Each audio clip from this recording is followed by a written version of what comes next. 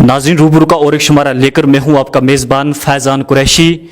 ناظرین قربانی کے حوالے سے اہم مسائل اور معاملات ہیں جن کے بارے میں جاننا بہت ضروری ہے اور لوگ جاننے کی کوشش بھی کرتے ہیں۔ اسی بات کو مد نظر رکھتے ہوئے آج ہم نے جنہیں اس پروگرام میں دعوت دی ہے وہ ہے معروف عالم دین اور دارالعلوم قاسمیہ سری نگر کے ناظم اعلیٰ جناب مفتی نثار احمد قاسمی صاحب۔ جی نثار صاحب، روبرو کے اس پروگرام میں آپ کا خیر مقدم ہے۔ السلام علیکم ورحمۃ اللہ وبرکاتہ۔ آپ کا بہت بہت شکریہ کہ اس پروگرام کو منعقد کرنے میں آپ اپنی ذاتی دلچسپی لے رہے ہیں۔ ہم اللہ تعالیٰ سے دعا گو ہیں کہ اللہ جل شانہ اس کو قبول فرما کر لوگوں کی اور ہماری ہدایت کا ذریعہ بنائے۔ جی مفتی صاحب، میں آپ سے سب سے پہلے جاننا چاہوں گا کہ عید قربانی کی آمد ہے۔ میں آپ سے یہ جاننا چاہوں گا کہ اس حوالے سے لوگوں میں کافی جوش و خروش پایا جاتا ہے۔ مختصراً ہم آپ سے جاننا چاہیں گے کہ قربانی کس پر واجب ہے؟ تو ہر امت میں یا ہر مذہب میں خوشی کے کچھ دن مقرر ہوتے ہیں، لیکن اسلام کا ضابطۂ حیات ان سے بالکل مختلف ہے۔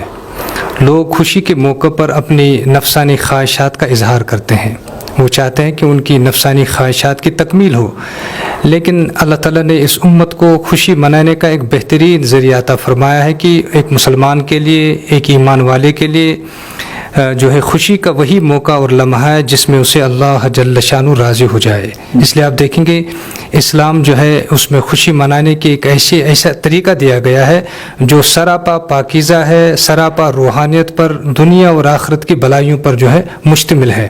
تو انہی دو خوشی کے دنوں میں ایک عید الفطر ہے اور ایک عید الاضحیٰ ہے۔ تو عید الاضحیٰ میں بہت ساری تیاریاں ہوتی ہیں، تو مسلمانوں کا طریقہ کار اس میں یہ ہے کہ وہ اس میں بھی یہ دیکھیں کہ کس چیز سے مجھے اللہ جل شانہ راضی ہو جائے۔ تو جہاں تک عید الاضحیٰ کا معاملہ ہے تو اس میں ایک اہم ترین عبادت جو انجام دی جاتی ہے وہ قربانی کی عبادت ہے۔ تو قربانی جو ہے ہر صاحب نصاب پر واجب ہے۔ صاحب نصاب سے مراد جس کے پاس 7.5 تولہ سونا یعنی 87 گرام سونا یا 52.5 تولہ چاندی، 612 گرام چاندی یا اس کے بقدر نقد روپیہ یا مال تجارت، یا اگر اس کے گھر میں اس رقم کا 612 گرام جو چاندی ہے اس کے رقم کے برابر اگر زائد سامان اس کے گھر میں ہے تو اس پر بھی قربانی واجب ہے۔ آج کی ڈیٹ میں اگر ہم معلوم کریں تو چاندی کا 1 گرام 63 روپے میں بکتا ہے، تو اس لحاظ سے تقریباً 38,000 روپیہ بنتا ہے نصاب کا۔ جس کے پاس 38,000 روپیہ قرضہ منہا کر کے ضرورت اصلیہ سے علاوہ ہے، یا 38,000 روپے کا جس کے گھر میں ضرورت سے زائد سامان ہے، اس پر قربانی واجب ہے۔ اور زائد سامان سے کیا مراد ہے؟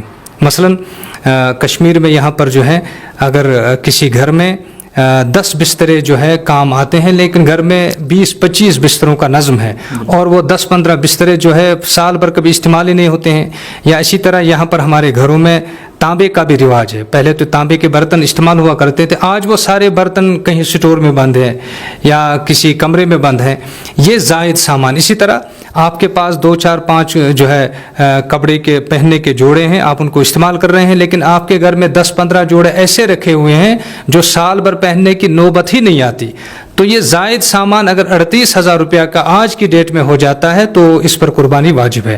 اور جو قربانی کے معاملے میں یہ بھی یاد رکھیں کہ اس پر سال گزرنا واجب نہیں ہے، جیسے زکوٰۃ کے معاملے میں ہے، تو اگر انہی 3 دنوں میں کوئی اس نصاب کا مالک بن گیا اس پر بھی قربانی واجب ہے۔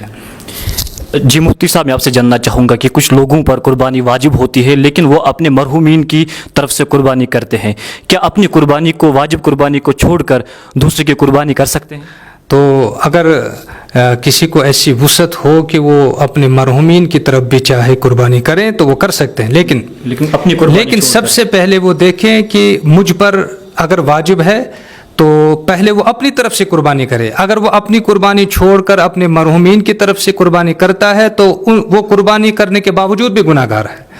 تو سب سے پہلے اگر کوئی قرض دار ہے اسے چاہیے پہلے کہ اپنا قرضہ جو ہے اتارے، اس کے بعد اگر وہ صدقہ خیرات کرنا چاہتا ہے تو بہت اچھی بات ہے، لیکن یہ بات اچھی طرح ذہن نشین رکھنی چاہیے۔ کشمیر میں یہ معاملہ ہے کہ پچھلے سال میں نے اپنی طرف سے کر لیا، اس سال اپنے مرحومین کی طرف سے، یہ بات اچھی طرح سمجھنی چاہیے۔ جس طرح ہر دن 5 وقت نماز فرض ہیں، روزے فرض ہیں، اسی طرح ہر سال جو بھی صاحب نصاب ہو اس پر ہر سال ہی قربانی بھی واجب ہے۔ لہٰذا جس پر قربانی واجب ہے اس سے چاہیے کہ پہلے اپنی طرف قربانی کرے، اس کے بعد اگر وسعت ہو تو اپنے مرحومین کی طرف بھی قربانی کر سکتا ہے۔ جی مفتی صاحب، جو بڑا جانور ہوتا ہے اس میں 7 افراد شریک ہوتے ہیں، اگر کوئی آدمی کسی اور مقصد کے لیے ایک حصہ لے، جو باقی لوگ قربانی کریں گے، کیا ان کی قربانی آئے گی؟ کیا وہ یہ جائز ہے کسی اور مقصد کے لیے ایک حصہ لینا؟ تو اس مقصد کو تھوڑا سا وہ واضح بھی کرنا پڑے گا۔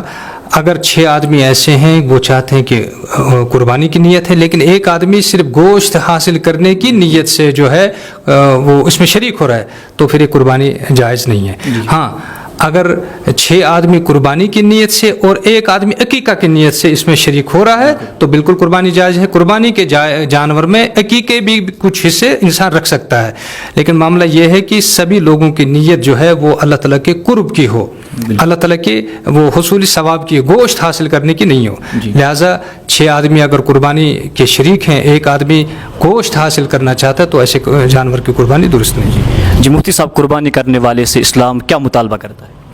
اصل میں یہ ہے کہ یہ قربانی کا فلسفہ سمجھنا ہے کہ قربانی جو ہے ایک انسان کے مال اور جان، اس کے وقت پر جو ہے کیا کہتے ہیں، اس کے پورے وجود پر اللہ کی حکمرانی کا اظہار جو ہے وہ قربانی ہے۔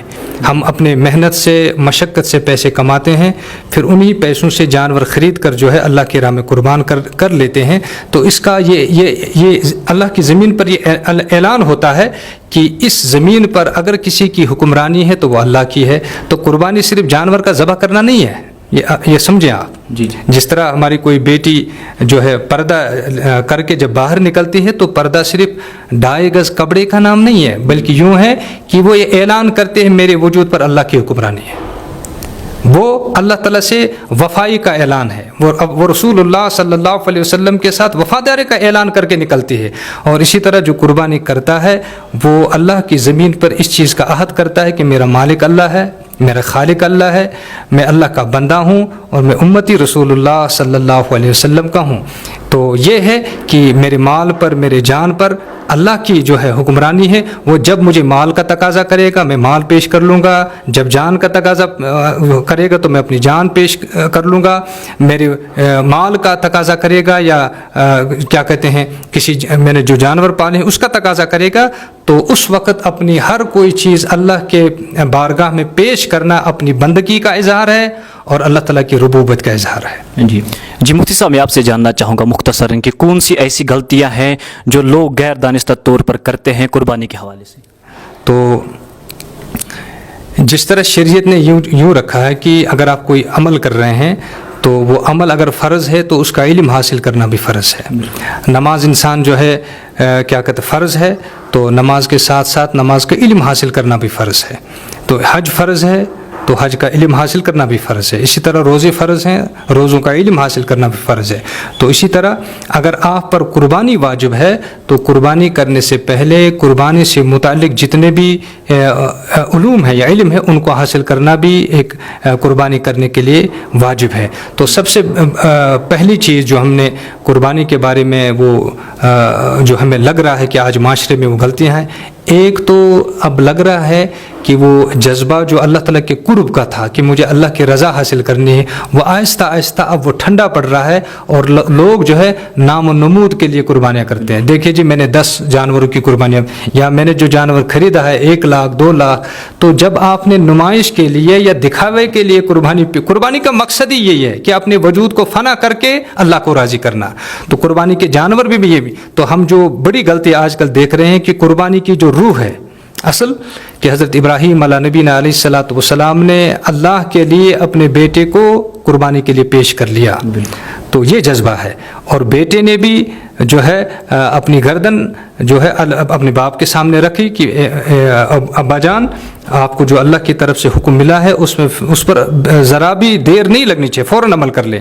تو وہ قربانی کا روح جو ہے آہستہ آہستہ ختم ہو رہا ہے.